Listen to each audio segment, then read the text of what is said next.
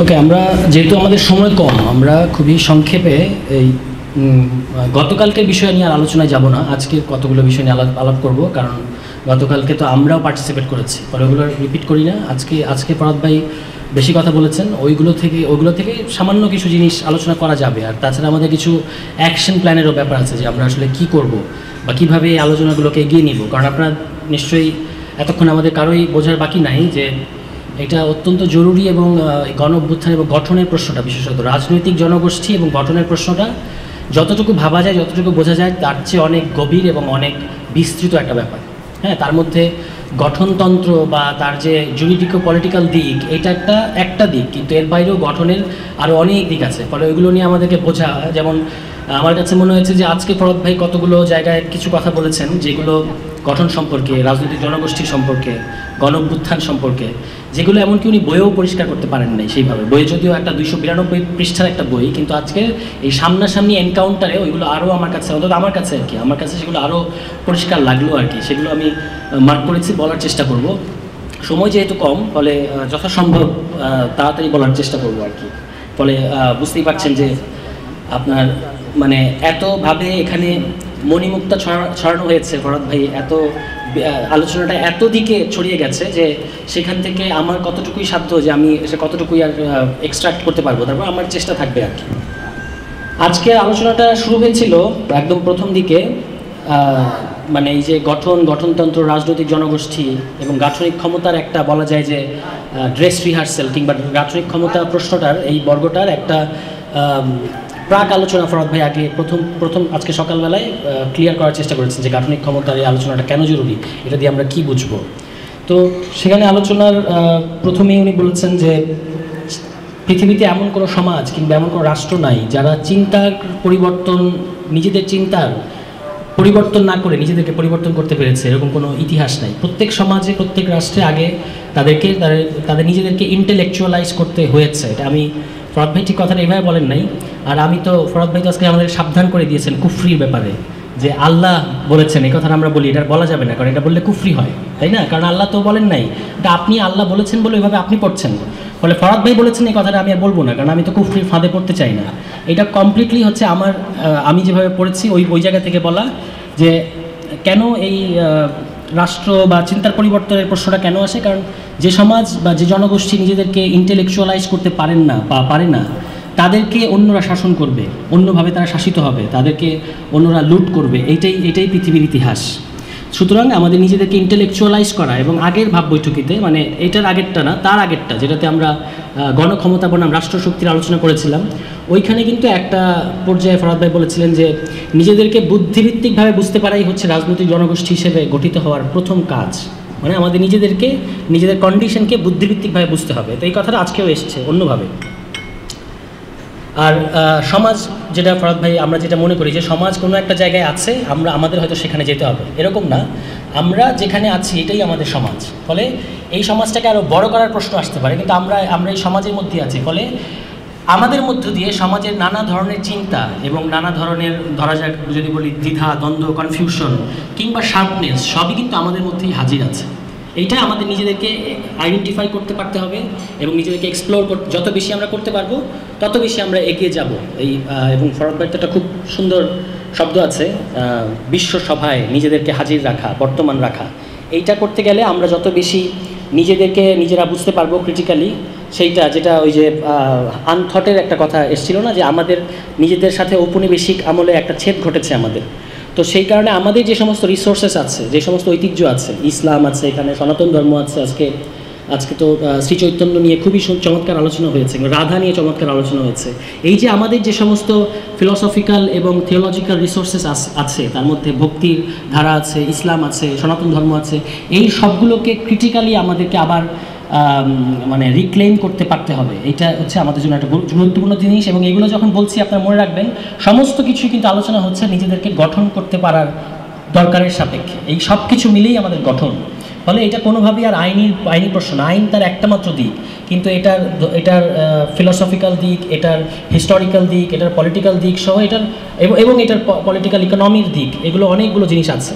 আমি তো বলবো যে আজকের গত 2 দিনের আলোচনার মধ্য দিয়ে, এটা আমি আগের আলোচনাতে বলেছিলাম, ফরহাদ ভাইয়ের এই যে এখন উনি যেটা চিন্তা করছেন, যারা একটা ডেমনস্ট্রেশন আমরা এই বই পেয়েছি এবং সামনের বইগুলোতে আরও পাবো, এর মধ্যে দিয়ে কিন্তু একটা নতুন রাষ্ট্রতত্ত্ব হাজির হচ্ছে, একদমই কমপ্লিটলি নতুন একটা রাষ্ট্রতত্ত্ব হাজির হচ্ছে, যেটাকে পশ্চিমের কারণে আমরা যেভাবে রাষ্ট্রকে বুঝে থাকি একটা মোস্টলি একটা জুরিডিকো পলিটিক্যাল সত্তা হিসেবে, তার বাইরে তাকে ছাপিয়ে আরও বড় আকারে রাষ্ট্রকে বুঝতে পারা, রাষ্ট্র ধারণা, জনগোষ্ঠীর, সেখানে রাষ্ট্রের চেয়ে জনগোষ্ঠীর ধারণাটা বেশি জরুরি।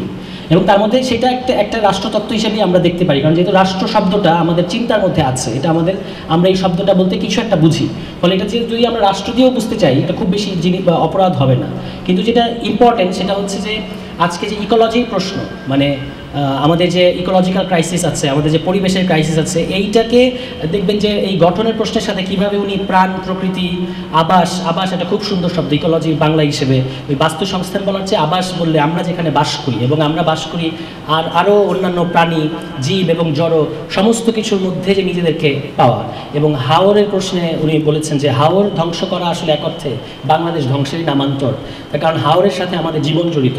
পানির কথা এসছে, যেমন আপনারা দেখছেন যে এই বনের কথা এসছে, যে বন, পাহাড়, এগুলো আসলে এজমালি সম্পত্তি, এগুলো হচ্ছে জনগণের আমানত, জনগণ এগুলোকে রক্ষা করবে, কিন্তু এগুলো কারোর কাছে, এগুলোর কোনো মালিক থাকবে না, মানে প্রাইভেট প্রপার্টি আকারে যেভাবে আমরা মালিকের ধারণা বুঝি সেভাবে থাকবে না। আপনারা দেখতে পাচ্ছেন যে বন ধ্বংস করে কীভাবে রেলের লাইন হয়, এক্সপ্রেসওয়ে হয় ভারতে। আমাদের এখানে যে ঢাকা কক্সবাজারের যে রেলওয়েটা লাইনটা হচ্ছে খুবই হৃদয় বিদারক, যে ওইটা হচ্ছে একটা খুবই বিলুপ্ত প্রায় বন্য হাতির একটা প্রজাতির, ওইটা হচ্ছে ফ্রি জোন ছিল, যেখানে ওটা ছিল তাদের মেটিং গ্রাউন্ড, ওই ঢাকা কক্সবাজার রুটের একটা জায়গায়। ওইখানে ওইটার বুকের উপর দিয়ে যখন রেলওয়ে চলে যাচ্ছে, তখন কিন্তু এই হাতিগুলো এই পাশের হাতি আর এই পাশে আসবে না। আপনি যতই বুদ্ধির কারিগরি দিয়ে বলেন যে আমরা হচ্ছে আন্ডারপাস করে দিচ্ছি, এটা ভেতরে যাবে, আসলে যাবে না, কারণ এটার সাথে অন্য অনেক কিছু জড়িত, হাতির এই মুভমেন্টের সাথে। ফলে এইভাবে যখন আমরা এগুলোকে এন্ডেঞ্জার করি, তখন আসলে আমরা নিজেদেরকে বিপদগ্রস্ত করি। যেই আলোচনাগুলো ফলে আমাদের নিজেদেরকে গঠন করার সাথে আবাসের প্রশ্ন, পরিবেশের প্রশ্ন, এগুলোও জড়িত। এবং তখন যেটা ফরহাদ ভাই বলেন যে বলেন না, আমরা যেভাবে বুঝি সেটা হচ্ছে যে ভাষা, সংস্কৃতি, ধর্ম, ঐতিহ্য, ইতিহাস ইত্যাদির মধ্য দিয়ে যে নিজেদেরকে বুঝতে পারা এবং রাষ্ট্রকে ভাবতে পারা, এইটার মধ্য দিয়ে আমরা সংকীর্ণ জাতিবাদের যে ধারণা, এইটাকে কিন্তু আমরা পার হয়ে যেতে চাই। এবং দেখবেন যে উনি যখন হাওর কিংবা বন কিংবা নদী এইসবকে নিয়ে হচ্ছে যখন আমাদেরকে গঠন করার কথা বলেন, তখন কিন্তু আমরা আমাদের সংকীর্ণ যে সংস্কৃতির জায়গা থেকে কিংবা ধর্মের জায়গা থেকে যে আমরা যে সংকীর্ণ পরিচয়বাদের খপ্পরে পড়ে যাই, ওইটা কিন্তু আমরা ওইটাকে পাশ কাটাতে পারি বা ওইটাকে ছাপিয়ে যেতে পারি। কারণ আপনি যখন বলেন যে হাওরবাসী বা পদ্মা পাড়ের মানুষ, তখন তার ধর্ম কী, তার সংস্কৃতি কী, তার ভাষা কি, এগুলো গুরুত্বপূর্ণ থাকে না। গুরুত্বপূর্ণ হচ্ছে এই যে আমরা এই কমপ্লিট ইকোলজির মধ্যে আমরা যারা আছি তারা আমরা একটা জনগোষ্ঠী। ফলে ওই ভাষাকে কেন্দ্র করে কিংবা ধর্মকে কেন্দ্র করে যে সমস্ত জাতিবাদ হয়, সেটাকে কিন্তু এইভাবে ইকোলজির প্রশ্নটা যদি আমরা আমাদের এক্সিস্টেন্সিয়ালিটির সাথে ভাবতে পারি, হ্যাঁ, পরিচয় কথাটা বাদ দিলাম, মানে পরিচয় থেকে পরিচয় বাদ তৈরি হওয়ার সম্ভাবনা থাকে, যদি আমরা আমাদের অস্তিত্বের মধ্যে ইকোলজির প্রশ্নকে জোড়াতে পারি, তাহলে কিন্তু দেখবেন যে এই সংকীর্ণ পরিচয় বাদ থেকেও মানে পার পাওয়া যায় আর কি। ওকে, এরপরে এসছে নেশন স্টেটের ধারণা, যে আমরা সমস্ত কথাবার্তা বলি, একটা জাতি আছে, এক জাতি, এক ভাষা, এক ধর্ম, এই সব মিলে আমরা এক জাতি, এরকম একটা ধারণা ইউরোপের কাছ থেকে আমরা শিখেছি। এবং এইটা হচ্ছে আমরা আমাদের ঐতিহাসিক সীমাবদ্ধতার কারণে হোক, যেটা ৭২-এ যারা সংবিধান প্রণয়ন করেছেন তাদের প্রশ্নে ফরহাদ বলেন যে তাদের একটা ঐতিহাসিক সীমাবদ্ধতা ছিল, যে তারা আসলে ওই সময় অনেক কিছু বুঝতে পারেন নাই, কিন্তু ওটা তাদেরকে আমরা সমালোচনা করবো, কিন্তু ওখানে পড়ে থেকে লাভ নেই, আমাদেরকে নতুন করে আগাতে হবে। একই সমস্যা যখন কিনা উপনিবেশগুলো, সাক্ষাৎ উপনিবেশ শেষ হয়ে যাচ্ছে এবং নতুন নতুন রাষ্ট্র হচ্ছে, তখন দেখবেন যে ওই সময় যারা উপনিবেশ বিরোধী নেতা ছিল, বড় বড় গ্রেট লিডার যারা ছিল, কোয়ামি নক্রুমা কিংবা জওহরলাল নেহরু কিংবা জিন্না, ইনারা দেখবেন যে তাদের সমস্ত এক্সেলেন্সের পরেও নেশন স্টেটের ফ্রেমের বাইরে ভাবতে পারেন না। এটাকে আমরা একটা যুগ সীমাবদ্ধতা হিসেবে ধরতে পারি, যে রাষ্ট্র মানেই নেশন হইতে হবে এবং সেই নেশনের একটা রাষ্ট্র থাকবে। এই যে ইউরোপীয় একটা ধারণা এবং এর বাইরে ভাবতে না পারা, এটার সবচেয়ে বাজে দিক হয়েছে যেটা, এই যে আমরা দুই ধর্মকে দুই নেশন বানায় ফেলছি, two nation theory. Two nation theory তো এইভাবে যে মুসলমানরা এক জাতি আর হিন্দুরা আরেক জাতি, এইভাবে করে ভাবা হয়েছে। ফলে এটা এই নেশন স্টেটের বাইরেও আজকে রাজনৈতিক জনগোষ্ঠী কিংবা একটা পলিটিকে ভাবতে পারাটা, মানে এটা বহুভাবে কথা এসছে। যেমন আমি একটা শব্দ অন্যভাবে শিখেছি, যেটা এখানেও প্রাসঙ্গিক হবে, নন নেশন। এই নন নেশন বা নন ন্যাশনাল পিপলকে আমি গতকালকে বললাম যে ট্রু পিপল, একটা সত্যিকারের পিপল কোনোদিনই ন্যাশনাল হইতে পারে না, নন ন্যাশনাল হইতে হবে তাকে, কারণ ন্যাশনাল মানেই হচ্ছে সেটা অন্যকে এক্সক্লুড করবে, তখন আর ওই জনগোষ্ঠীর আইডিয়াটা হবে না। এইভাবে যদি আমরা পিপল এবং রাষ্ট্রের ধারণা বুঝতে পারি, তাহলে অফকোর্স পাশ্চাত্যের মাধ্যমে, এবং এটা ফরাদ ভাই বলছেন যে নেশন স্টেট ওদের সমস্যা, কিন্তু এটা ওদের একটা হিস্টোরিক্যাল জরুরত ছিল, এইভাবে এর বাইরে ওরা ভাবতে পারে না, ওদের নিজেদের কতগুলো প্রবলেম ছিল, সেই প্রবলেমের সমাধান ওরা নেশন স্টেটের মধ্য দিয়ে ভেবেছিল যে সমাধান করা যাবে, কিন্তু সেইটার আমরা যখন কপি করতে গেছি তখন আমাদের জন্য অনেক বিপদের হয়েছে। ইভেন আমি বলবো যে আজকে এটা ওয়েস্টের জন্য একটা বিপদের জিনিস হয়ে গেছে নেশন স্টেটের ধারণাটা, কারণ যখন তারা এক জাতি, এক ভাষা, এক ধর্ম এগুলো করেছে, তখন ওটা যতটা হোমোজেনাস ছিল, আজকে কিন্তু ইউরোপ অনেক বেশি ডাইভার্স, এবং এই কারণে ইউরোপের রেসিজমের গোড়া কিন্তু এইখানে। ফ্রান্স যে তার এত উদারতা, এত কিছুর পরেও এখানে এসে ধরেন আমাদের একজন সঙ্গীত শিল্পীর সাথে প্রেসিডেন্ট সাহেব এসে দেখা করছেন, এত শিল্প সাহিত্য, এত সংস্কৃতি, ইউরোপের সংস্কৃতির ক্যাপিটাল ওইটা, কিন্তু তারপরে মুসলমানদের প্রশ্নে বর্ণবাদ তারা এড়াতে পারে না। এটা কারণ কিন্তু ওই যে নেশন স্টেটের গোড়া, যে আপনি সবার আগে নিজেকে ফরাসি ভাবেন, হ্যাঁ, এমনিতে বলবে যে আফ্রিকান, কিন্তু যখন ফরাসি টিমে খেলবে তখন ফরাসি, কারণ আফ্রিকান ডিসেন্টের যে ফুটবলাররা আছে আপনারা জানেন তাদের সাথে কী করা হয় বা মুসলমানদের সাথে কী করা হয়, এইটার গোড়া আছে নেশন স্টেটের মধ্যে। ফলে এইটা আজকে শুধু আমাদের জন্য ব্যাকল্যাশ করে না, এটা ইউরোপের জন্য ব্যাকল্যাশ করছে, এখান থেকে বেরোতে হবে। আচ্ছা, আমি এগুলো খুব বেশি ব্যাখ্যা যাবো না কারণ সময় কম, কারণ অন্য অনেকগুলো জরুরি বিষয় বলতে হবে। জনগণ মানে যেটা ওই যে রাধার প্রশ্ন উনি বলতেছিলেন যে আমরা তো জানি না যে আমাদের সাধারণ মানুষেরা কি গান গায়, কেন গায়, কিসে তারা উৎফুল্ল হয়, তাদের সংস্কৃতিকে আমরা বুঝি না। তো যদি আপনি রাষ্ট্র গঠন করতে চান তাহলে আপনার নিজের জনগণকে চিনতে হবে। আমাদের যারা বুদ্ধিজীবী কিংবা যারা আমরা ভাবি টাবি, তাদের কিন্তু জনগণের সাথে একটা বিপুল বিচ্ছেদ আছে, এবং আমরা সম্ভবত এটা নিয়ে খুব হ্যাপি। এটা করে আর যাই হোক রাষ্ট্র গঠন করা যাবে না, উপর থেকে একটা চাপায় দেওয়া জিনিস হবে, সেইটা আসলে শেষ পর্যন্ত যেটা আমাদের আজকের আলোচনার কেন্দ্রীয় জিনিস পিপলস সভরেন্টি, ওইটা হবে না। আচ্ছা, এরপর খুবই একটা গুরুত্বপূর্ণ কথা আছে যে রাষ্ট্র বা এই রাজনৈতিক জনগোষ্ঠীর প্রশ্ন, এটা কী? উনি বলছেন যে কোনো জনগোষ্ঠী তার প্রশ্ন করার একটা জগৎ থাকে, এই প্রশ্ন করার জগৎটা তাকে রক্ষা করতে পারতে হয়। এই রক্ষা করার জন্য তার মধ্যে ভাষা আছে, সংস্কৃতি আছে, ঐতিহ্য আছে, ইতিহাস আছে, এই সব কিছুকে রক্ষা করার জন্যই তাকে ওই জায়গা থেকে রাষ্ট্রকে বুঝতে পারা দরকার। অন্য কোনো এক সার্বভৌমত্ব, রাষ্ট্রের কাছে সার্বভৌমত্ব ওইখান থেকে না, কিন্তু ধরা যাক আমরা কেন ভারত না, কিংবা আমরা কেন পাকিস্তান না, আমরা যে একটা আলাদা স্বতন্ত্র রাজনৈতিক জনগোষ্ঠী, তার কারণ হচ্ছে আমাদের কতগুলো বিশেষ জিনিস আছে যেগুলো আমাদেরকে রক্ষা করতে পারতে হবে। এটা আমরা অন্যের হাওয়ালায় দিলে সেটা ঠিক সেফ থাকবে না। আমরা অন্যের সাথে এটা লেনদেন করবো, আমার যা সম্পদ আছে, যা রিসোর্স আছে, সেটা আমি যদি পৃথিবীকে কোনো কিছু আমার দেয়ার থাকে, শেখানোর থাকে, যেমন ধানের বীজ, এটা আমরা সারা পৃথিবীকে দিতে পারি বা দিয়েছিও, সেইগুলো আমাদের দেওয়ার বিষয় থাকবে, কিন্তু আমার জিনিস তো আমাকে রক্ষা করতে পারতে হবে। হ্যাঁ, ওইখান থেকে এই রাজনৈতিক জনগোষ্ঠী আইডিয়াটাকে বুঝতে পারা। ঔপনিবেশিক ছেদ ঘটেছে আমাদের নিজের নারীর সঙ্গে, মানে আমাদের যে রুট শেকড়, সেটার সাথে আমাদের ঔপনিবেশ আমলে একটা ছেদ ঘটেছে, এটা উনি সকালে বলেছেন। আগামীর রাজনৈতিক জনগোষ্ঠী গড়ে তোলার প্রধান কর্তব্য হচ্ছে ওই আমি একটু আগেও বললাম যে আনথটকে, যেগুলো আমরা আর ভাবি না, সেগুলোকে ক্রিটিক্যালি ফিরিয়ে আনা। হ্যাঁ, আমাদের যে সমস্ত কনসেপচুয়াল এবং ফিলোসফিক্যাল রিসোর্স আছে ওগুলোকে ফিরিয়ে আনতে হবে।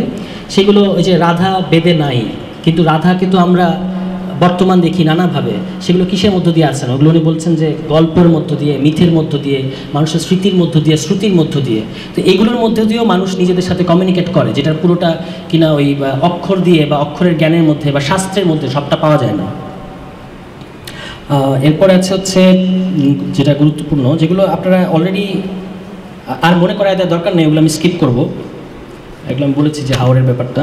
ওকে, গণ অভ্যুত্থান সম্পর্কে একটা খুব, গণ অভ্যুত্থানকে আমরা দেখি হচ্ছে যে একটা এই মুহূর্তে রাজনৈতিক করণীয়, তাই না, যে আমাদের একটা ফ্যাসিজম আছে, এইটাকে সরাইতে হবে, এটাকে হটাইতে হলে গণ অভ্যুত্থান একটা পথ, সেটা সত্যি। কিন্তু গণ অভ্যুত্থানে আরেকটা বড় জিনিস, বড় একটা তাৎপর্য আমাদের সামনে উনি হাজির করেছেন।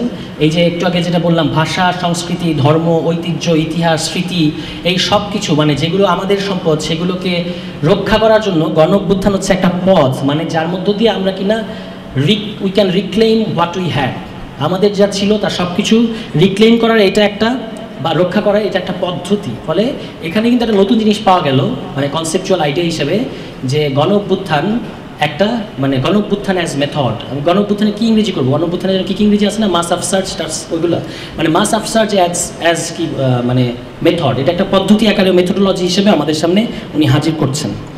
আর যেটা এই বইয়ে আসছে বলছেন যে এই যে আমরা গঠন করার ব্যাপার স্যাপার নিয়ে আলোচনা করছি, এইটার মানে হচ্ছে আমরা গাঠনিক প্রক্রিয়ায় অলরেডি ঢুকে গেছি, এবং এইটা আমাদেরকে একটা আরও স্পষ্ট করতে হবে মানুষের সামনে, জনগণের সামনে, যত বেশি সম্ভব, যত সেকশনের পিপল আছে, তার মধ্যে আদিবাসী আছে, তার মধ্যে বাঙালি আছে, তার মধ্যে হিন্দু আছে, তার মধ্যে নারী আছে, অন্যান্য বিভিন্ন জাতির মানুষ আছে, এই সবার কাছে এই মানে গাঠনিক গঠনের প্রশ্নটাকে হাজির করা, এটা হচ্ছে আমাদের করতে থাকতে হবে। এই আলোচনাটার মানেই হচ্ছে আমরা এটার মধ্যে অলরেডি ঢুকে গেছি, উই আর ইন।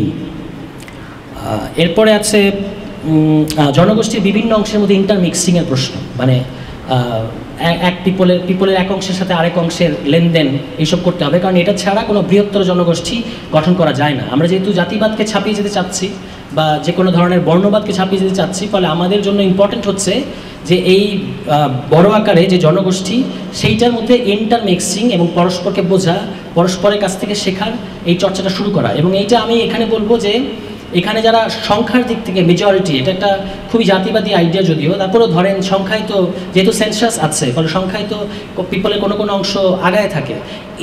এদের অর্থাৎ বাংলাদেশে যারা বাঙালি এবং যারা মুসলমান, তাদেরকে এই দায়িত্বটা বেশি নিতে হবে, কারণ তারা যেহেতু সংখ্যায় বেশি, তাদেরকে অন্যদেরকে অভয় দিতে হবে যে আমাদের সাথে তোমরা নিরাপদ, এবং আমরা একটা মিনিংফুল লেনদেনের সম্পর্ক, লেনদেনের পরিসর, লেনদেনের জনগোষ্ঠী তৈরি করতে চাই।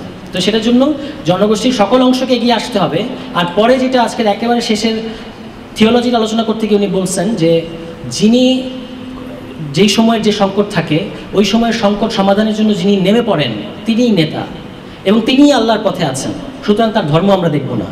ঠিক আছে, এইটা কিন্তু আমার কাছে একটা খুবই মানে দারুণ লেগেছে এই কথাটা, যে তার মানে হচ্ছে যে আমরা যে ও হিন্দু ও মুসলমান এসব করা যাবে না, যিনি ওই সময় মানে জালেমির বিরুদ্ধে যিনি আছেন এবং জালেমের বিরুদ্ধে যিনি আছেন, মজলুমের সাথে যিনি আছেন, যিনি নিজেও মজলুম, তার ধর্ম দেখাটা জরুরি নয়, তাকে নেসেসারিলি ধর্মের দিক থেকে মুসলমান হইতে হবে এমন কোনো কথা নাই, কিন্তু এটা মনে রাখতে হবে যে তিনি আল্লাহর পথেই আছেন, কারণ তিনি তো ওই সময় কর্তব্যটা সম্পাদন করছেন, তার মধ্যে সম্পাদিত হচ্ছে।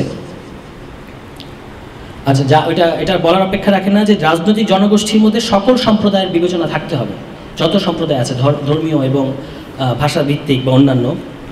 জনগণের নিজেকে গঠন করতে যা যা লাগে তার মধ্যে অন্যতম হচ্ছে গঠনতন্ত্র, মানে কনস্টিটিউশন ইংরেজিতে। হ্যাঁ, তার মানেই হচ্ছে এখান থেকে বোঝা গেল যে গঠন শুধুমাত্র আইনের প্রশ্ন না। এটা আমি আগেও বললাম যে যেহেতু নিজেদেরকে গঠন করতে আমাদের যা যা লাগবে তার মধ্যে একটা ব্যাপার হচ্ছে গঠনতন্ত্র, বা আমাদেরকে গঠন করার কতগুলো বিধিবদ্ধ বিধান হয়তো আমরা গঠনতন্ত্রে লিখে রাখবো, কিন্তু গঠন করার সিগনিফিক্যান্স বা মাঝে যে আরও অনেক বড়, সেটা বলার অপেক্ষা রাখে না।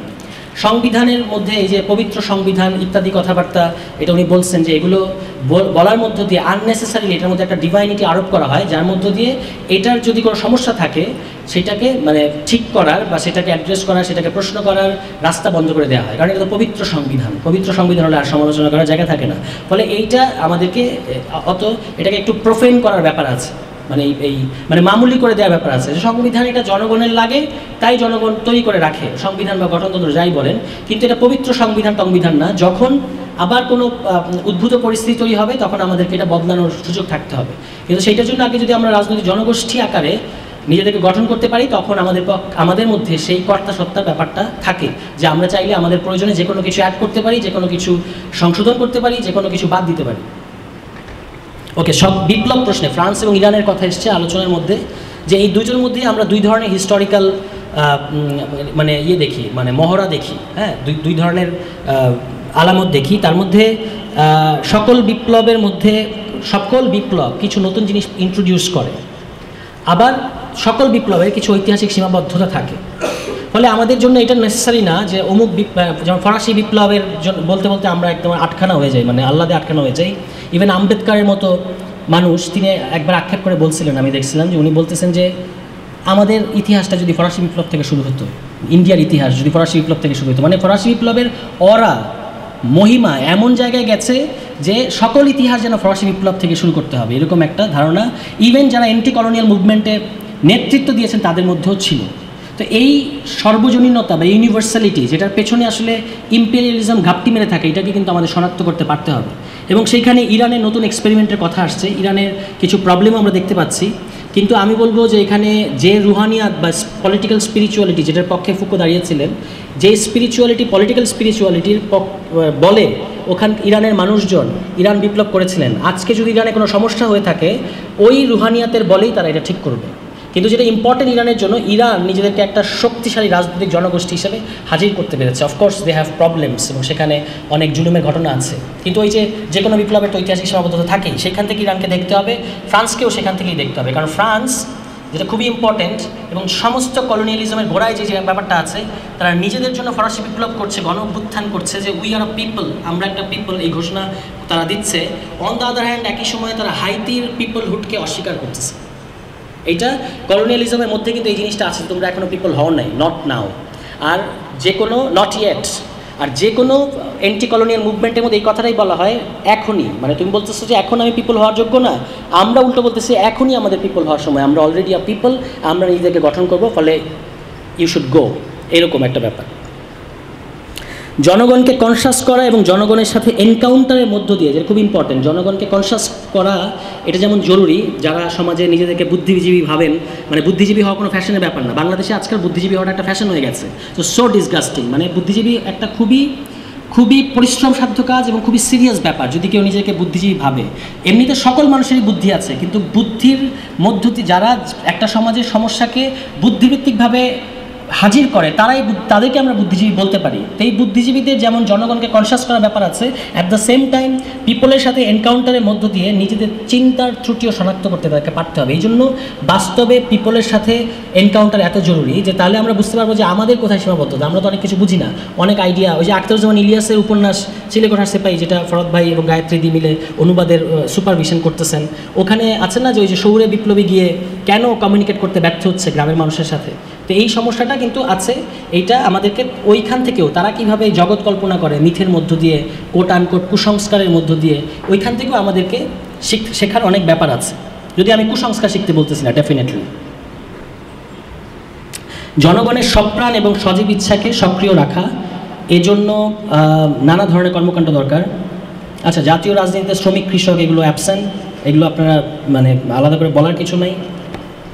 হাওরের প্রশ্নটা বলি যে হাওর, চলেনবিলি ইত্যাদি হচ্ছে অ্যাজমালি সম্পত্তি, বন আদিবাসীদের আমানত, ফলে আপনি ওখানে ইয়ে করতে পারেন না, যেটা বললাম যে মানে একটা কিছু প্রাইভেট প্রপার্টি ইন্ডিয়ায় যেটা হচ্ছে যে ইয়েদেরকে দিয়ে দেওয়া হচ্ছে, আদানি আম্বানি এদের কাছে দিয়ে দেওয়া হয় বনগুলো, এইটা হচ্ছে আপনি করতে পারবেন না, কারণ এটার সাথে জমি নিয়ে আজকে যে অনেক আলোচনা হয়েছে এবং খুবই গুরুত্বপূর্ণ আলোচনা হয়েছে জমির প্রশ্নে, এগুলো কিন্তু তার সাথে খুব ওতপ্রোতভাবে জড়িত।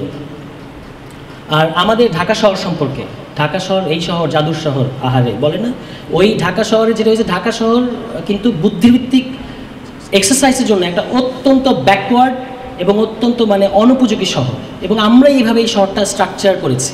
হ্যাঁ, আমাদের সমস্ত শহরই, আমি ঢাকার কথা বললাম এই জন্য যে ঢাকারই এই অবস্থা, বাকি আলাপ আর করাই যায় না। আমাদের শহরগুলোতে কোনো বুদ্ধিভিত্তিক শ্বাস প্রশ্বাস নেওয়ার এক্সারসাইজ করার কোনো জায়গা নাই। এইটা মানে আমরা যখন আমাদের হাতে জনগণের কর্তাসত্তা আসবে, আমাদেরকে রিস্ট্রাকচারিং করতে পারতে হবে যে আমরা কী ধরনের শহর চাই, যেখানে কিনা আমরা বুদ্ধিভিত্তিকভাবে মানে জনগণের সপ্রাণ এবং সজীব উপস্থিতি বা কি বলে লেনদেন যেখানে সম্ভব হয়, এরকম একটা স্ট্রাকচার ভাবতে হবে।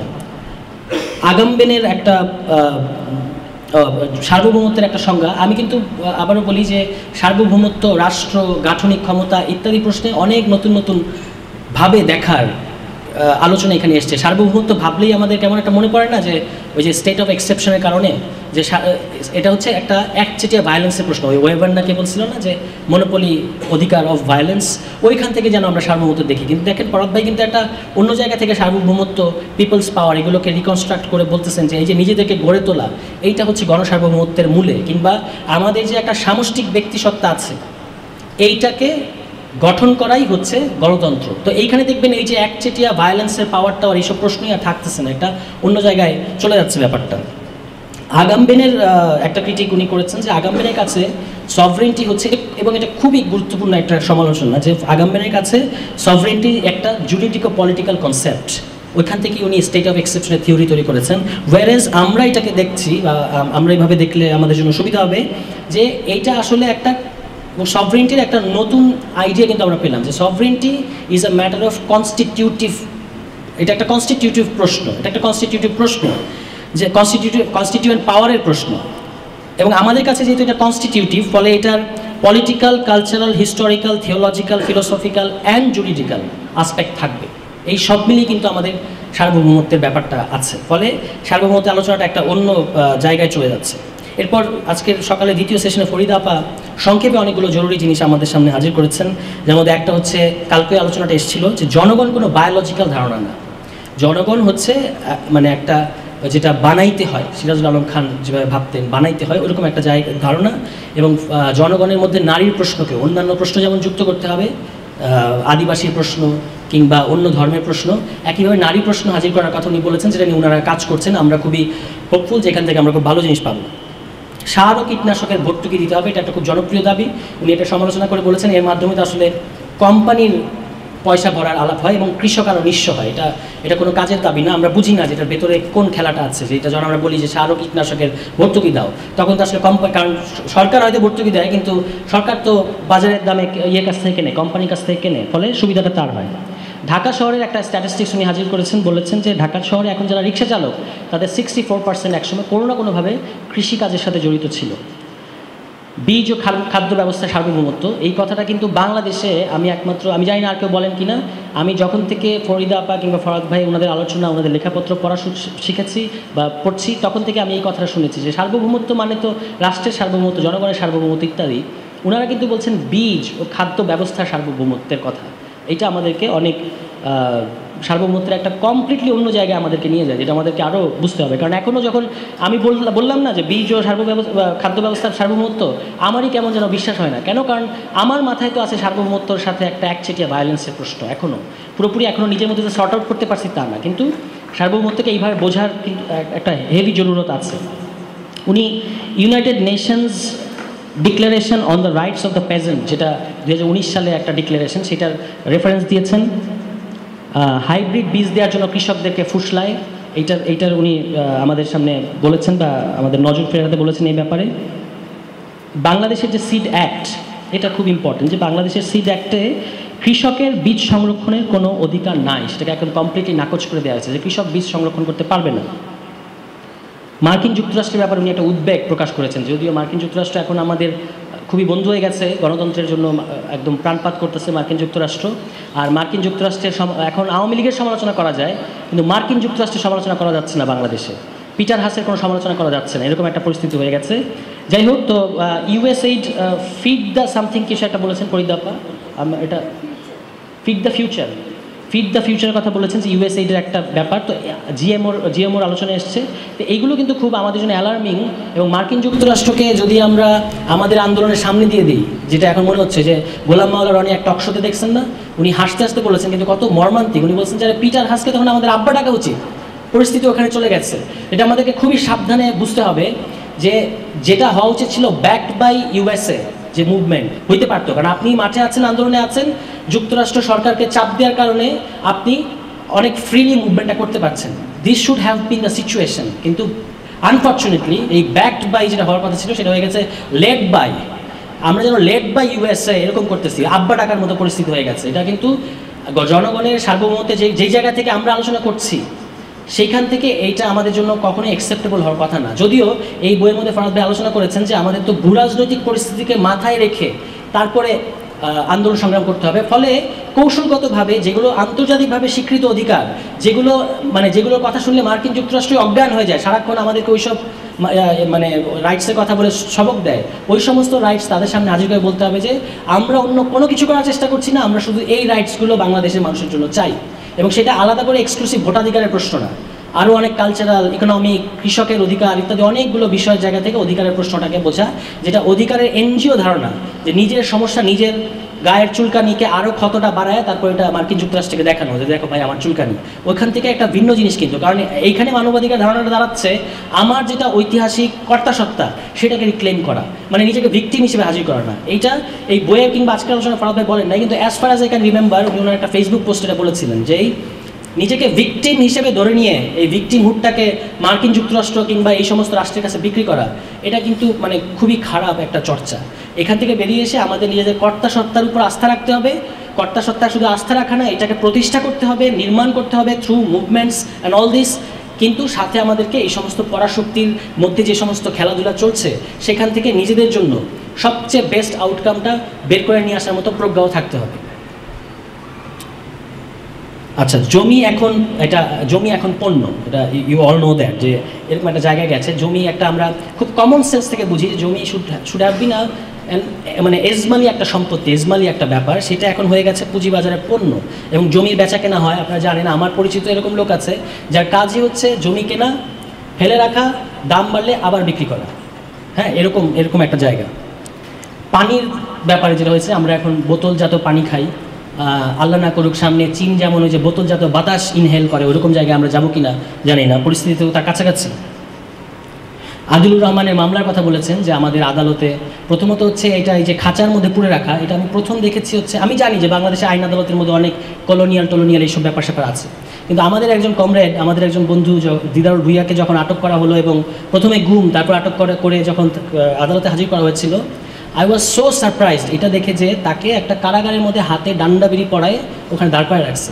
আমার কাছে মনে হয়েছে যে আদালতেও যদি তাকে খাঁচার মধ্যে বন্দি করে রাখতে হয় এবং হাত পা বেঁধে রাখতে হয়, তাহলে আমরা তো এইটার নাম আমরা দিব যে এটা একটা সভ্যতা, এটা কোনো একটা সভ্য ব্যাপার হচ্ছে যে একজন পলিটিক্যাল অ্যাক্টিভিস্টকে আপনি এইভাবে খাঁচার মধ্যে বন্দি করে রাখছেন। তো এইটা আদিলুর রহমানের ক্ষেত্রে ছবিটা ফেসবুকে ভাসতেছে দেখতে পাচ্ছি, এটা নিশ্চয়ই মানে কোনো সহ্য করার মতো দৃশ্য না। আমাদেরকে এগুলো যেই মুহূর্তে আমরা এগুলো চেঞ্জ করার মতো জায়গায় যাব, আমরা এগুলো বদলে ফেলবো, এগুলো এইভাবে থাকা যাবে না। এমনকি এই যে প্রকাশ্য মামলার গোপন রিমান্ড, এইটাকেও বন্ধ করতে হবে, যে গোপন রিমান্ডের কোনো বিষয় নাই। আমি একটা প্রকাশ্যে স্ট্যাটাস দিয়েছি, দিস ইজ অল এভিডেন্ট, আপনি কেন আমাকে গোপনে রিমান্ডে নিয়ে কিসের দরকার? গোপন কোনো রিমান্ডের ব্যাপার নাই, মানে থাকতে পারবে না। ওকে, এইটা মোটামুটি ফরিদা আপার সেশন ছিল। এরপর ওই একই সেশনে ফরাদ ভাই সমাজে যা কিছু আবাস তার সিদ্ধান্ত নেবে জনগণ, গণসার্বভৌমত্বের প্রশ্ন কখনোই রাষ্ট্রের সার্বভৌমত্বের প্রশ্ন না, এটা উনি আজকে 2 দিন ধরে আমাদের কাছে ক্লিয়ার করেছেন।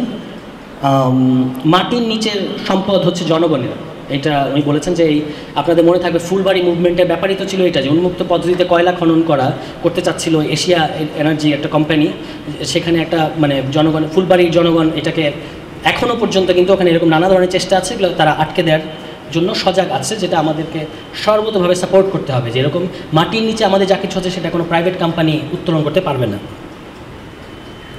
আচ্ছা, জমি জাতীয়করণ নিয়ে অনেকগুলো কথা বলেছেন এবং খুবই এগুলো নতুন কথা আমার জন্য, অবশ্যই এগুলো বুঝতে হবে। তবে একটা কথা, জমি জাতীয়করণ নিয়ে যে ভয় আছে, এগুলো আমার কাছে মনে হয় যে আলোচনা করলে, আজকে যেমন অনেকগুলো ভয় আলোচনার মধ্যে বা ফরাদ ভাইয়ের আলোচনা শুনে আমার অন্তত কেটে গেছে, যে জমি জাতীয়করণ শুনলেই কেমন একটা ভয় লাগে যে আল্লাহ, এটা কি আমরা সোভিয়েত ইউনিয়ন টাইপের কিছু করতেছি কিনা। কিন্তু উনি বলছেন জমি জাতীয়করণ ব্যাপারটা গণতান্ত্রিক বিপ্লবের একদম গোড়ার প্রশ্ন, এবং জমি জাতীয়করণ মানে হচ্ছে জমির ব্যবহার হবে কমিউনিটির স্বার্থের কথা মাথায় রেখে, এবং রেসিডেন্সিয়াল এরিয়া ছাড়া কোনো বাড়ি বানানো যাবে না।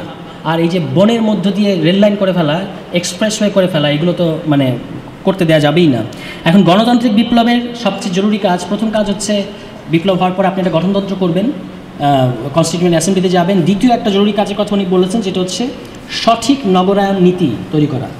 আমরা যারা ঢাকায় থাকি আমরা জানি যে এইটার মতো বাজে শহর থাকার জন্য আর হইতে পারে না, কিন্তু ঢাকা শহরকে অনেক সুন্দরভাবে সাজানো, রিস্ট্রাকচার করা যায় যদি সেরকম সরকার থাকে বা সেরকম জনগোষ্ঠীর নিয়ন্ত্রণ থাকে সেই সরকারের উপর, তাহলে আমরা এই শহরকে লিভেবল করতে পারবো। এটা মোটেও একটা কোনো বসবাসযোগ্য শহর না।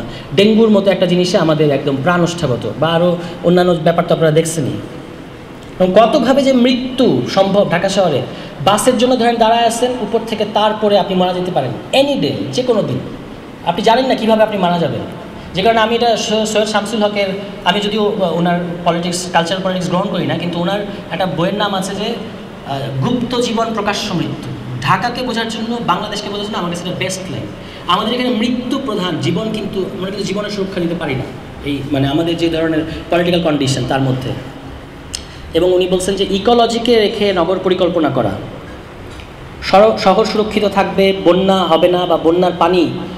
আমরা একটা ওয়েবিনার করছিলাম যখন সিলেটের আমাদের বন্ধুর বাসায়, একদম ব্যক্তিগত বন্ধুর বাসায় কোমর পানি ঢুকে গেছিলো, তখন আমরা একটা ওয়েবিনার করছিলাম, কিছু মানুষ এসে কথা বলছিলেন। তারপর আমি দেখলাম যে ফরাদ ভাইয়ের উদ্যোগেও একটা এরকম তারা তখন কথা বলেছিলেন। খেয়াল করে দেখেন যে বন্যা, আমাদের মতো দেশে বন্যা তো কোনো প্রবলেম হওয়ার কথা না, এবং অনেকে তো বলে যে আমরা তো বন্যারই ফসল, হ্যাঁ, এবং এই দেশের মানুষের নামের মধ্যে বন্যা আছে। এটা খারাপ জিনিস হলে তো নামের মধ্যে থাকার কথা না, কিন্তু আজকে সেই বন্যা আমাদের জন্য গজব হয়ে গেছে। এবং এই বন্যা গজব হওয়ার পেছনে কিন্তু এই ধরনের যে উন্নয়ন প্রকল্প, উন্নয়ন পরিকল্পনা যেভাবে আমাদের যারা শাসন করে তারা যেভাবে ভাবে তার একটা সম্পর্ক আছে। ফলে নগরায়ণ নীতির মধ্যে এই যে পানি পাস হয়ে যাওয়ার, এবং তার মধ্যে আপনি থাকবেন ভেনিসের মতো শহর, হ্যাঁ আমরা দেখি সিনেমার মধ্যে যে একটা শহর পানির উপরে, কিচ্ছু হচ্ছে না, কোনো প্রবলেম হচ্ছে না।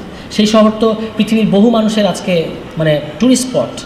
আর আমরা হচ্ছে ঢাকা শহরের মধ্যে সমস্ত এমনভাবে ঢাকা শহরটাই করেছি যে এটা প্রথমত হচ্ছে পানিগুলো জমাট বাঁধে, যেখান থেকে ডেঙ্গু হয়, আবার যে পানি ফ্লো হওয়ার কথা সেটা হইতে পারে না। ফলে নগরায়ণ নীতি, মোদ্দা কথা হচ্ছে নগরায়ণ নীতি একটা খুবই ইম্পর্টেন্ট দিক হবে যে কোনো ধরনের গণতান্ত্রিক গঠন প্রক্রিয়ার জন্য। জমির মালিকানার প্রশ্নে বলছেন যে বাড়ির মালিকানা ক্ষতিপূরণ পাবে, যারা কিনা এই বিপ্লবের পক্ষে থাকবে তারা অফকোর্স একটা ক্ষতিপূরণ পাবে, কিন্তু এই বাড়ির আবাসের প্রশ্নে বলছেন যে আবাস তো কোনো মালিকানার ব্যাপার না, এটা হচ্ছে অধিকার, আবাস আপনার অধিকার, কিন্তু আবাসে আপনার মালিকানা থাকবে না। কিন্তু তাই বলে ব্যক্তিগত কোনো উদ্যোগ থাকবে না এরকম কোনো কথা বলা হচ্ছে না।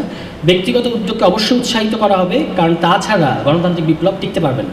আর এটা আসলে ব্যক্তি আর সমাজের প্রশ্ন, হ্যাঁ ব্যক্তি আর সমাজের প্রশ্নে এই বইয়ের মধ্যে অনেক কথা আছে এবং উনি এটা ডিল করার চেষ্টা করেছেন যে একদিকে আছে ব্যক্তির বিকাশকে যদি সমাজ রুদ্ধ করে, আরেকদিকে সমাজের বাইরে গিয়ে ব্যক্তিবাদ করতে চাওয়া, দুইটার প্রবলেমকে সলভ করার জন্য ব্যক্তি আর সমাজে মানে সমাজের বাইরে কোনো ব্যক্তি থাকতে পারবে না বা ব্যক্তির আইডিয়া থাকে না। টাইটেল হোল্ডিং আর ব্যবসা এক জিনিস না, এটা বলেছেন যে হক আমানত, এই যে ইসলামের মধ্যে থেকে এই সমস্ত ধারণা যেগুলোকে সর্বজনীন করার প্রশ্ন আছে, যে আমানত, বন যেমন আমাদের আমানত, প্রাকৃতিক সম্পদ যেমন আমাদের আমানত, এগুলো আমাদেরকে রক্ষা করতে হবে। একদম শেষ সেশনে এসে গাঠনিক ক্ষমতা, এবং সবচেয়ে গুরুত্বপূর্ণ সেশন এইটা, কারণ এখানে আলোচনাটা থিওলজির আলোচনা, ফিলসফির জায়গায় চলে গেছে। আলোচনাটা শুরু হয়েছিল কিন্তু গাঠনিক ক্ষমতার আলোচনা থেকে, ফলে এটা আমাদের জন্য খুবই জরুরি একটা জায়গা বুঝতে পারে। এবং ফরাদ ভাই বলছেন যে আপকামিং বই এটা নিয়ে এই প্রশ্ন হতে যাচ্ছে।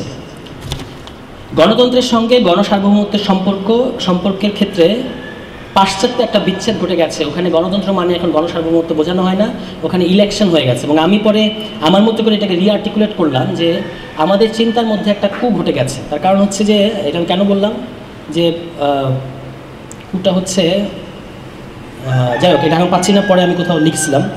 উনি উদাহরণ দিয়েছেন আমাদেরকে যে গঠনের ব্যাপারটা কীরকম। যেমন আমরা একটা সমিতি গঠন করি, সমিতি বানাতে হবে আমাদের, এটা যদি হয় উদ্দেশ্য, আমরা তো আগে ইলেকশন করি না, আগে আমরা সমিতি বানাই, সেই সমিতির একটা পরিচালনা নীতি তৈরি করি যেটাই কিনা গঠনতন্ত্র, আর তারপরে ওই সমিতিটা কে চালাবে, কিভাবে কি করবে, সেইটার ফয়সালা করার জন্য অবশ্যই নির্বাচন একটা পদ্ধতি হবে, এটা নিয়ে কোনো আপত্তি নাই। আর আজকের রাষ্ট্রচিন্তার কেন্দ্রীয় প্রশ্ন উনি বলছেন যে আমাদের হওয়া উচিত গঠন করবার ক্ষমতার ফয়সালা, মানে আমরা আমাদেরকে গঠন করব, এই এখতিয়ার এটা কার কাছে থাকবে, ক্ষমতাটা কার কাছে থাকবে, এই প্রশ্নের মীমাংসাই হচ্ছে আজকের রাষ্ট্র বলেন গণতন্ত্র বলেন সেগুলোর মূল বিষয়। এবং এইটাই উনি বলছেন যে এটা গণতন্ত্রের 1 নম্বর কথা। গণসার্বভৌম ক্ষমতার ভিত্তিতে গঠন করবার ক্ষমতা আলোচনা পাশ্চাত্য রাষ্ট্রচিন্তায় গায়েব হয়ে গেছে। মানে গঠন করাটা যে একটা গণসার্বভৌমত্বের ব্যাপার, এইটা পাশ্চাত্য এখন আর আমাদেরকে বলতে চায় না। পাশ্চাত্য এখন রাষ্ট্র সার্বভৌম ক্ষমতা আকারে আমাদের সামনে হাজির করে। বুদ্ধিভিত্তিক জগতে এই প্রশ্নকে হাজির করাই গণরাজনৈতিক ধারা প্রতিষ্ঠা করার প্রথম কাজ। এই যে কুগুলো আমাদের চিন্তার মধ্যে ঘটে গেছে, যেগুলো আমরা আর হারিয়ে ফেলেছি, আমরা আর ভাবতে পারি না, সেইগুলোকে আবার ফিরিয়ে এনে এই বুদ্ধিভিত্তিক জগতে এগুলো প্রথমত আগে স্পষ্ট করতে হবে। একটা ইংরেজি কোটেশন, সম্ভবত এটা কিনা বদিনের কিনা আমি জানি না, উনি বলছেন যে constituent power is the truth of modern democracy. আর বাংলায় গাঠনিক ক্ষমতাই হচ্ছে গণতন্ত্রের সার কথা। গাঠনিক ক্ষমতার সংজ্ঞা কিন্তু উনি পরে অনেক দিয়েছেন যে গাঠনিক ক্ষমতা হচ্ছে খুব সিম্পলি স্পিকিং যে জনগণের নিজেকে নিজের গঠন করবার ক্ষমতা, এটা হচ্ছে গাঠনিক ক্ষমতা। আর গণতন্ত্রের ব্যাপার তার মানে দাঁড়াচ্ছে গণসার্বভৌমত্ব ইজ ইকুয়াল টু গণতন্ত্র, এটাই গণতন্ত্র। সামষ্টিক ব্যক্তিসত্তার আত্মপ্রতিষ্ঠার নাম হচ্ছে গণতন্ত্র, এটা আমি একটু আগে বললাম। এটা আবারও বলি যে সামষ্টিক, আমাদের একটা কালেকটিভ ব্যক্তিসত্তা আছে, এইটাকে প্রতিষ্ঠা করা, এটার বিকাশ ঘটানো, এটা প্রতিষ্ঠা করা, এটাকে বর্তমান করে তোলাই হচ্ছে গণতন্ত্র, অন্য কিছু না। আর গণঅভ্যুত্থান, একটু আগে বললাম যে গণঅভ্যুত্থান একটা পদ্ধতি হিসেবে রাজি করা যায়, অল দ্যাট উই হ্যাভ, এটাকে রিক্লেম করা গণঅভ্যুত্থান। এখন উনি বলছেন এই পর্বে এসে যে জনগণকে তৈরি করার প্রশ্নই হচ্ছে গণঅভ্যুত্থান। 69 গণঅভ্যুত্থানের কেন্দ্রীয় প্রশ্ন ছিল, উনি এখানে বলছেন যেই গণঅভ্যুত্থানে দুজন কেন্দ্রীয় চরিত্র হচ্ছেন, একদিকে মাওলানা ভাসানী আর একদিকে সিরাজুল আলম খান। তো ওই সময়কার কেন্দ্রীয় প্রশ্ন ছিল স্বায়ত্ত শাসনের প্রশ্ন। আমরা অটোনমি চাই, যে অটোনমি শেষ পর্যন্ত কি স্বাধীনতায় ঠেকেছে। আর এখনকার গণঅভ্যুত্থানের কেন্দ্রীয় প্রশ্ন হচ্ছে ফ্যাসিস্ট বনাম ফ্যাসিবাদ বিরোধী, অর্থাৎ জনগণ বনাম ফ্যাসিজম। সোজা হিসাব, ফ্যাসিস্ট শক্তি বনাম জনগণ। যারাই জনগণ নয়, যারা ফ্যাসিস্টের পক্ষে আছে তারা জনগণ না, আর যারা জনগণ তারা ফ্যাসিজম না। এবং এইখানে ফরহাদ ভাই বলছেন যে জনগণ আইডিয়ার মধ্যে একটা ফান্ডামেন্টালি একটা আপনার এন্টাগনিজম আছে, শত্রু মিত্রের ভেদ করতে পারে। হ্যাঁ, মানে কারা জনগণ নয়, কারা জনগণ, এখান থেকে জনগণের আলোচনাটা শুরু হয়। এটা আপনারা যদি আর্নেস্তো লাকলাও, শান্তাল মৌফ এদেরকে পড়েন, ওনারাও দেখবেন এই ধরনের কথাই বলছেন যে একটা অ্যান্টাগনিজমের আইডিয়া জনগণের মধ্যে আছে। বাংলাদেশে গণতন্ত্র কায়েম মানে হচ্ছে ফ্যাসিস্ট শক্তি বিরোধিতা, এটা গেল। এরপর গণতন্ত্র এমন একটা ব্যবস্থা, এটা খুব সুন্দর কথা এবং খুব জরুরি কথা, গণতন্ত্র এমন একটা ব্যবস্থার প্রণয়ন যেখানে যারা ব্যবস্থাটা প্রণয়ন করে তারা নিজেদের জন্য আইন, তারা নিজেরাই নিজেদের জন্য আইন প্রণয়ন করে। হ্যাঁ, ফলে ওই যে সামাজিক চুক্তির ধারণা যে প্রবলেমটা থাকে, রাষ্ট্রের সাথে জনগণের চুক্তি এবং রাষ্ট্র জনগণকে নিয়ন্ত্রণ বা শাসন করার জন্য আইন করে, এখানে কিন্তু কথাটা সেখানে থাকছে না। নিজেরাই নিজেদেরকে গঠন করবে এবং নিজেরাই নিজেদেরকে পরিচালনা করার জন্য আইন বানাবে। দ্যাট ইজ হোয়াট গণতন্ত্র ইজ। ওকে, আমি তাহলে শেষ করে ফেলি, কারণ অনেক সময় হয়ে গেছে। মানুষ সংকটে পড়লে রুহানি জগতে সমাধানে পৌঁছায়। আচ্ছা, আমার আরও অনেক আছে, আমি এগুলো আর বলি না, বলা দরকার নাই। আপনারা তো শুনছেন, আরও শুনবেন যখন ভিডিওগুলো থাকবে। মোদ্দা কথা হচ্ছে যে এগুলো আমাদের জন্য খুবই ইম্পর্টেন্ট আইডিয়া, আমাদের সবার বোঝার। এই বইটাও আমাদেরকে বারবার পড়তে হবে, দরকার নিজেদের মধ্যে ছোটো ছোটো গ্রুপ করে বসতে হবে। আর ফরহাদ ভাইয়ের সাথেও আমাদের এগুলো নিয়ে কমিউনিকেট করতে হবে। এর মধ্য দিয়ে আমাদের এই যে এখন যে নতুন যে আইডিয়াগুলোর মধ্যে আমরা আছি, গণ অভ্যুত্থান, গঠন, গণসার্বভৌমত্বের ধারণা, গণতন্ত্রের ধারণা, রাষ্ট্রের আইডিয়া, এগুলো সম্পর্কে আমাদেরকে রেডিক্যালি রিথিঙ্ক করতে হচ্ছে এবং সেটা আমাদের জন্য খুবই ভালো হচ্ছে। এগুলো আমাদেরকে করতে পারতে হবে, কারণ এটা না করলে আমাদের ধ্বংসকে ঠেকাতে পারবে না। কারণ আমরা দেখতেই পাচ্ছি বাংলাদেশের কী অবস্থা। এই সমস্ত বাংলাদেশের প্রশ্নটাকে এবং গ্লোবাল পরিপ্রেক্ষিতটাকে মাথায় রেখে আমাদেরকে এখন এই জিনিসগুলো, জরুরি ব্যাপারগুলো নিয়ে আমাদেরকে ভাবতে পারতে হবে। সবাইকে ধন্যবাদ। দুঃখিত, আমি একটু বেশি সময় নিলাম।